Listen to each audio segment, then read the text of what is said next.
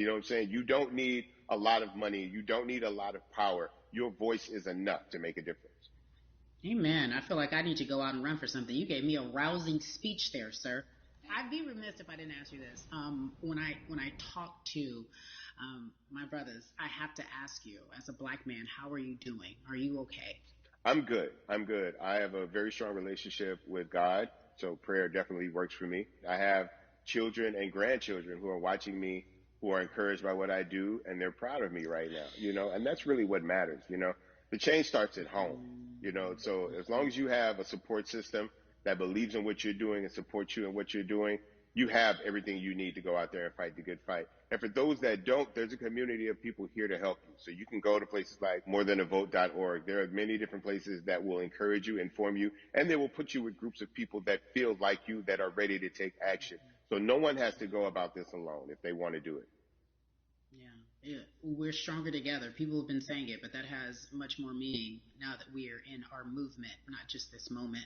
Bumby, it has been an education, always a pleasure. Thank you so much. I appreciate you. Keep fighting the good fight.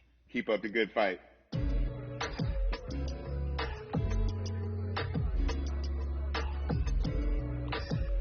Yeah, la. So our next guest, I have to admit, I'm a fan, but there are so many different people that we could talk to, and I thought it was so imperative that we speak with her. You know her as Molly on the huge, successful show Insecure, HBO's Insecure. She also has a comedy special highlighting her Nigerian roots, and she's an amazing podcaster. Let's welcome in Yvonne Orji, everyone. You have such a beautiful way of making things funny, giving us our medicine with some candy, right? The humor and the Yeah. healing. You bring all of that to your space. And right now, as you look across this country and how everyone is so broken and so upset, if it's not social injustice, it's the pandemic, it's depression, it's unemployment, the list goes on and on. How are you doing, quite frankly? I am, I'm rediscovering self in a way I, that is hard, but necessary, that will lead to ultimate joy. I know it sounds like a lot, but no, I think I personally think that God put all of us on a global timeout. Like we just, America hasn't done as good as other people when it comes to timeouts because everyone else is out playing at recess, and we're still in the principal's office hoping and wishing we can come out. But I think that if we settle into the timeout and really learn the lesson that we're supposed to learn from this season, I think we'll emerge better. We'll learn how to play well with others in more ways than one. And so personally for me, I'm taking this time to learn me in a new way. I feel like I'm being ushered into a new season, and I'm getting still, because sometimes the busy uh, confounds the work that we're supposed to actually be doing. We're busy doing other stuff, but we got work that we need to do on the inside. And I'm leaning into it. I'm like, dang, I thought I was gonna be able to rest like everybody else. And God's like, nah, we got work to do. You know what? And I think that's what everybody is saying about 2020. It's demanding that we be better. And you said it's a global timeout. What do you mean by that? Yeah, it's like everyone sit down, be humble, to quote the great prophet Kendrick Lamar. But like, no, seriously, sit down and let's reevaluate some things. Let us unearth and shake up the things that we have been trying to hide within ourselves, within our nation. I think America is going through an unraveling right now, a much needed, a much necessary one. And I think all eyes on us, right? There is no, oh, I was on the subway for an hour, so I didn't miss that thing that happened. No, everybody was home. Everybody, was watching when George Floyd died, and everybody, no one could hide it. Everyone was watching when Amy Cooper called the cops. Like, this is a time where it's like, oh, we can't pretend it away. We can't excuse it away. No, no, no, no, no. It's a global timeout. Sit down, watch, and let's learn.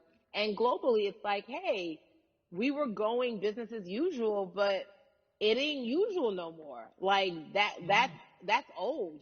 Anytime change occurs, it's very uncomfortable. And so right now we're sitting with we're getting we're getting comfortable with the uncomfortable. the minorities, we've been comfortable with being uncomfortable because that to me explains just the existence for whatever we want to do, how we break into our careers, how we live our lives, how we find ourselves one of the few or one of the first. And that's a lonely road. When you look at, and when you talk about this global timeout, everybody had to pay attention to Amy Cooper. Everyone had to pay attention to George Floyd. How is that helping us as a people, as a country during our global timeout? I think, well, one, we're not minorities, Carrie. You already know it. It's like these labels that they put on us. It's Yeah. like the same way of saying like black on black violence. Also, there's no white on white violence. It's branding, Yeah, right? It's all yeah, branding. you're right. You're It's right. like white people kill white people every single day. So no, there is no black on black violence. And if you say black on black violence, well then let's brand white on white violence. Like I watch Mhm. Investigation Discovery. Ain't too many of us being featured. So, I just even like, but to answer your question, what does that do? From Trayvon Martin to Castillo to Sandra Bland, you had all of these lives lost, and black people made some noise. We rioted, we got out in the streets, we started the Black Lives Matter movement, all of those things, and then white people kind of just like, oh, let's give them something, and then it's just like, is it over? It's like Oscar so black. Okay, good. We gave some Oscars. Are we good now? Like, are we even? And it's just like, oh no no no no no. This is not about like a band-aid. It's like, yo, we might have to amputate the leg a little bit, but it's all right because by amputating the leg, we're gonna save the body.